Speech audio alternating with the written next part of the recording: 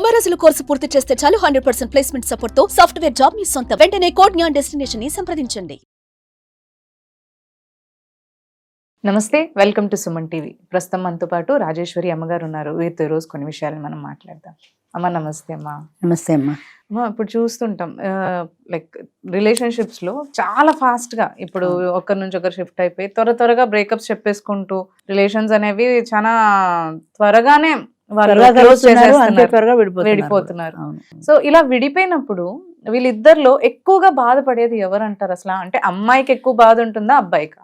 మనం అందరినీ ఒకే రాట కట్టలేము, అంటే ఒకే తాటి మీద పెట్టలేము. It depends upon there mental status. అంటే కొంతమంది చాలా ఎమోషనల్ ఉంటారు, మగపిల్లలైనా చాలా ఎమోషనల్ ఉంటారు. బ్రేకప్ అయిపోతే వాళ్ళు ఎక్కువ చాలా బాధపడతారు. అమ్మాయి స్ట్రాంగ్ గా ఉందనుకో, అమ్మాయి ఎక్కువ బాధపడకపోవచ్చు.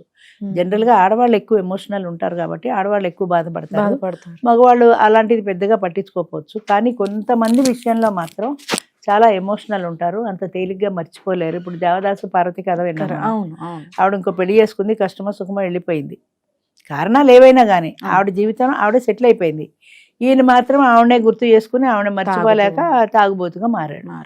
ఎందుకంటే అది వాళ్ళ మధ్య ఉన్న రిలేషన్కి అంత తొందరగా బ్రేకప్ అయితే చెప్పుకున్నారు, కానీ మనసులోంచి ఆ మనిషిని తీసేయలేకపోయారు. అలాంటి ఎమోషనల్గా వీక్గా ఉన్న మనుషులు ఆడవాళ్ళైనా అంతే, మగవాళ్ళైనా అంతే. అందరూ ఒకేలా ఉంటారు. ఆడవాళ్ళందరూ తేలిగ్గా మర్చిపోతారు, లేదా మగవాళ్ళందరూ తేలిగ్గా మర్చిపోతారని చెప్పలేము. అంటే అనుకుంటారు కదా, ఇప్పుడు బ్రేకప్ తర్వాత పెళ్లి చేసుకున్న ఏదో అమ్మాయి వెళ్ళిపోయిందంటే తన హస్బెండ్ ఫ్యామిలీతో పిల్లలతో మర్చిపోతుంది త్వరగా, అబ్బాయిలు మర్చిపోలేరని అనుకుంటూ ఉంటారు. అవును, కొంతవరకు కరెక్ట్ అది కూడా. ఎందుకంటే అమ్మాయి పెళ్ళి అయిన తర్వాత కష్టమో సుఖమో ఇష్టం లేని పెళ్ళే చేసుకున్నా పిల్లలు సంసారంలో నెమ్మదిగా గతాన్ని మర్చిపోగలుగుతుంది. మరి మగవాడు కూడా పెళ్లి చేసుకుంటే అలాగే మర్చిపోతారు కదా. ఇప్పుడు అమ్మాయి ఎలా ఉందో ఈయన కూడా అలాగే బలవంతంగా పెళ్లి చేసుకున్నాడు అనుకో, కొన్నాళ్ళు ఆమెతో సరిగా ఉండలేకపోవచ్చు. కానీ ఒకే ఇంట్లో ఇద్దరు కలిసి ఉన్న తర్వాత కొన్నాళ్ళకి ఆమె మీద ఆయనకి అభిమానం ఏర్పడచ్చు, ఆప్యాయత ఏర్పడచ్చు. అలా నెమ్మదిగా ఆయన మర్చిపోవచ్చు. మరుపు అనేది భగవంతుడు పెట్టిన వరం నన్ను అడిగితే. ఎందుకంటే ప్రాణం పోయినా కూడా అదే మనిషిని తలుచుకుంటూ విపరీతమైన దుఃఖపడతారు కొత్తలో. ఎవరైనా ఒక మనిషి పోతే అది సంవత్సరాలు నడుస్తున్న కొద్దీ అది కొంచెం తగ్గుతుంది, ఆ బాధ తీవ్రత తగ్గుతుంది. ఎంచేత ఆ పోయినప్పుడు ఉన్నంత బాధ తర్వాత ఉంటుంది. ఇప్పుడు మనసుకి శరీరానికి గాయమైనా కూడా విపరీతమైన నొప్పి ఉంటుంది, అది రోజులు గడుస్తున్న కొద్దీ నెమ్మదిగా తగ్గుతుంది. ఇది కూడా అంతే, అంచేత గడుస్తున్న కొద్దీ ఆ తీవ్రత తగ్గుతుంది. అలాగే బ్రేకప్ విషయంలో కూడా బాధ పడినప్పటికీ కూడా అది స్లోగా తగ్గుతుంది. దాన్ని వాడు ఎంత తొందరగా తగ్గించుకోగలిగితే అంత తొందరగా. ఇప్పుడు బ్రేకప్లో చాలా ఈజీ అయిపోయింది. ఇలాంటి ఎమోషనల్ రిలేషన్స్ లేవు కాబట్టి వీడికి బ్రేకప్ చెప్పేస్తారు, అవతల వాళ్ళకి హాయ్ చెప్పేస్తారు. ఎట్ ది సేమ్ టైం ఇక్కడ బ్రేకప్ అక్కడ హాయ్ ఒకేసారి అయిపోతాయి.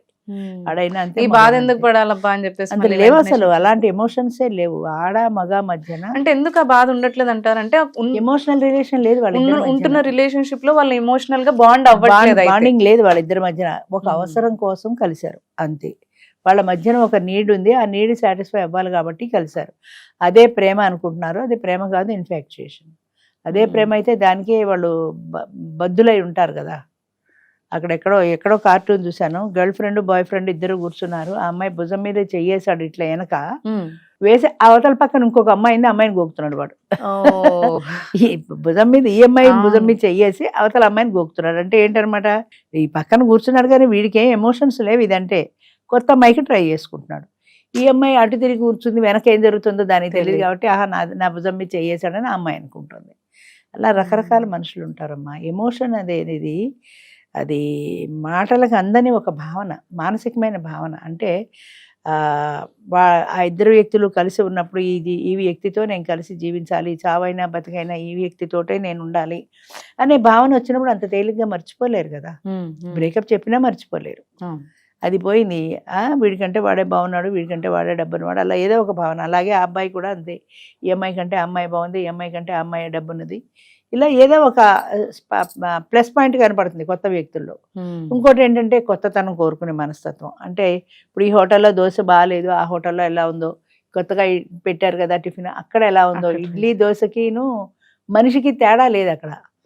ఇడ్లీ దోశ ఎంతో మనిషి కూడా అంతే. ఈ అమ్మాయితో కొన్నాళ్ళు అయిపోయింది కదా, కొత్త అమ్మాయికి లైన్ వేద్దామా, లేదా కొత్త అబ్బాయికి లైన్ వేద్దామా, అంటే మార్పు కోరుకుంటున్నారు ప్రజలు. ఇలా mainly. అయిపోయేసరికి మనుషుల్లో కూడా మరి రిలేషన్స్ పట్ల ఇన్సెక్యూరిటీ పెరిగిపోయింది. ఇంకా పెరిగిపోతుంది, సహజమే ఇది. బయటికి వెళ్ళినా కానీ ఇప్పుడు మేము అనుకుంటాం అమ్మాయి వెళ్ళినా అబ్బాయి వెళ్ళినా కానీ ఎవరితో వెళ్తున్నారో లేదంటే ఎవరితో మాట్లాడుతున్నారో అని ఇన్సెక్యూరిటీ పెరిగిపోతుంది మరి ఇలా చూస్తుంటే అయితే. అవును, అది ఎవరిది వాళ్ళదేనమ్మా. అంటే ఇప్పుడు నేనున్నాను, నేను సంపాదించుకుంటున్నాను, నేను హాయిగా హాస్టల్లో ఉన్నాను, నాకు ఫ్రీడమ్ ఉంది, నాకు ఈ వ్యక్తితో పరిచయం అయింది, ఎక్కడో ఫేస్బుక్లోనో ట్విట్టర్లోనో ఎక్కడో పరిచయం అయింది, 2 సార్లు కాఫీ షాప్లో కలిసాము, 3ఓసారి సినిమా హాల్లో కలిసాము, 4ఓసారి ఓయో హోటల్లో కలిసాము, అంతే. ఓయో హోటల్స్ కూడా అనుకూలంగా ఉన్నాయి కదా. అంచేత ఇవన్నీ అది ఒక దాన్ని ఏమంటారంటే అన్నీ కూడా చివరికి లీడ్ చేసేది ఎక్కడికంటే ఓయో హోటల్లో కలవడానికే లీడ్ చేస్తుంది. ఈ కాఫీ షాప్లో కానీ సినిమా హాల్లో కానీ ఏం కానీ చివరికి లీడ్ చేసేది అల్టిమేట్ గోల్ అది. ఇప్పుడు ఎంత వీళ్ళు మోసం చేసుకుని మేము ఆ ఉద్దేశంతో లేము అని అన్నా చివరికి అల్టిమేట్గా గోల్ అది. ఆ తర్వాత ప్రెగ్నెన్సీ, ఆ తర్వాత అబార్షన్, 1 by 1 ఒకదాని వెనక ఒకటి వస్తాయి. అది మొట్టమొదటే మనం కంట్రోల్ పెట్టుకోగలిగితే మేలు కదా అనుకుంటే, అలా కంట్రోల్ పెట్టుకున్న ఆడది కానీ మగవాడు కానీ ఎందుకు పనికిరాని చవట సన్యాసి కింద లెక్క వాళ్ళ ఫ్రెండ్ సర్కిల్లో. వాడికి ఒక బాయ్ ఫ్రెండ్ లేడు, వీడికి ఒక గర్ల్ ఫ్రెండ్ లేదు అని అంటే అమ్మాయిల కంటే ఎక్కువ కూడా అబ్బాయిలలో ఉంటుందేమో. చాలా ఇన్సల్ట్ ఫీల్ అయిపోతారు. నీకు ఒక గర్ల్ ఫ్రెండ్ కూడా లేదా అంటే చాలా ఇన్సల్ట్ ఫీల్ అయిపోతారు. నాకు ఎంతమంది గర్ల్ ఫ్రెండ్స్ ఉంటే అంత గొప్ప. అదే డబ్బున్న వాడైతే ఇంకా ఎక్కువ మందిని, ఎందుకంటే క్లబ్బులకి పబ్బులకి తీసుకెళ్ళగలడు, వాళ్ళ ఖర్చులు మెయింటైన్ చేయగలడు కాబట్టి వాడికి ఎక్కువ మంది గర్ల్ ఫ్రెండ్స్ వస్తారు. అంచేత ఎంతమంది నాకు 10 మంది గర్ల్ ఫ్రెండ్స్ ఉన్నారు తెలుసా అని గొప్పగా చెప్పుకుంటాడు అనమాట. సింగిల్ ఒక్క అమ్మాయితో డెడికేటెడ్ గా ఉంటే లెక్క కడుతున్నారు. అదే అందుకే అంటున్నాను, వాడికి అసలు లేరు అన్న ఒక్క అమ్మాయితో వీడే ఒక్కదాంతో పట్టుకు వేలాడుతున్నాడు అనేవాళ్లే గాని అలా ఎకసక్కాల వీళ్ళకి విల్ ఏది అన్నాడు. నేను అలా 10 మందితో బజార్ కుక్కను కాదు తిరగడానికి అని వీళ్ళు జవాబు చెప్పగలగాలి. అది ఏదో ఇన్సల్ట్ లా ఎందుకు ఫీల్ అవుతావు? నువ్వు చేసే పని కరెక్ట్ అయినప్పుడు కామెంట్ చేస్తారు, ఎవరో ఒకరు ఏదో ఒకటి అంటారు. సమాజం ఏమంటుందో అనే వాళ్ళ కోసమని నేను 10 మంది గర్ల్ ఫ్రెండ్స్ని మెయింటైన్ చేస్తున్నా, నేను 10 మంది బాయ్ ఫ్రెండ్స్ని మెయింటైన్ చేస్తున్నా అనేదానికంటే ఒక మనిషికి స్టిక్ అయితే, అందుకే ఒక భార్యకి ఒకటే భర్త, ఒక భర్తకి ఒకటే భార్య అన్నారు ఇదివరకు. ఆ భార్యకి కూడా అత్యున్నత స్థానం ఇచ్చారంటే ఆమె లేనిదే ఆయన పూజలు పునస్కారాలు కన్యాదానాలు ఏమి పీట ఎక్కితే పక్కన భార్య ఉంటేనే అర్హత ఉంది, పురుషుడికి అర్హత లేదు. అంత ప్రాధాన్యం ఇచ్చారు. ఇప్పుడేమున్నాయి? ఇప్పుడు అవన్నీ పోయినాయి కదా. నేను ఒకళ్ళు చెప్తే లొంగే వాళ్ళని కాదనే విల్ పవర్ ఉండాలి. ఒకడు అన్నాడని 10 మంది గర్ల్ ఫ్రెండ్స్ నేను పెట్టుకోను, నాకు ఒకళ్ళు చాలు అనే భావన అబ్బాయిల్లో ఉండాలి, అమ్మాయిల్లో కూడా ఉండాలి. ఆ విల్ పవర్ ఉంటేనే వాళ్ళు ఎవరన్నా సమాజాన్ని కానీ మనుషుల్ని కానీ లక్ష్య పెట్టారు. అయితే అదే ఇంత అటాచ్డ్ ఉంటే ఎవరైతే ఇలా అటాచ్డ్ ఉంటారో వాళ్ళే ఎక్కువ బాధపడతారు అంటారు, వీళ్ళని కాదు వాళ్ళని. సహజంగా ఆ ఎమోషనల్ ఒకటి, ఆ వీక్ మైండ్ ఒకటి, ఆ మానసికంగా వాళ్ళు బలహీనలు అయినప్పుడు ప్రతి చిన్న విషయానికి దాని ఇంపాక్ట్ వాళ్ళల్లో ఎక్కువ ఉంటుంది. అంటే ఒక పరీక్ష ఫెయిల్ అయితే బాధ ఎక్కువ ఉంటుంది, ఒక బ్రేకప్ చెప్తే బాధ ఎక్కువ ఉంటుంది, పేరెంట్స్ తిడితే బాధ ఎక్కువ ఉంటుంది. ఏ విషయానికైనా చాలా ఎమోషనల్ అవుతారు మానసికమైన బలహీనత ఉన్నవాళ్ళు. అది స్ట్రాంగ్ చేసుకోవాలి. స్ట్రాంగ్ ఉన్నవాళ్ళు ఎలాంటి బాధపడరు. అసలు దీన్ని స్ట్రాంగ్ ఈ ఒక్క విషయంలో కాదు, అన్ని విషయాల్లో చేసుకోవాలి, అన్ని విషయాల్లో ఉండాలి. ఇవాళ వాడు నన్ను కాఫీ తీసుకెళ్లేదు కాబట్టి బ్రేకప్, ఇవాళ సినిమా తీసుకెళ్లేదు కాబట్టి బ్రేకప్ అనే చిన్న చిన్న విషయాలకి బ్రేకప్లు చెప్పుకోవటం లేదా విడాకులు తీసుకోవటం, అది అంతే కదా. నాకు ఇవాళ చేరుకోనమంటే చేరుకోనలా, అంతే డైవర్స్. అంచేత మైండ్ స్ట్రాంగ్గా ఉండాలి. ఒక మనిషికి ఒకళ్ళే అన్న భావన ఉన్నప్పుడు అది స్ట్రాంగ్గా ఉంటుంది. అలాగే అమ్మా, థ్యాంక్ యూ అమ్మా. Thank you.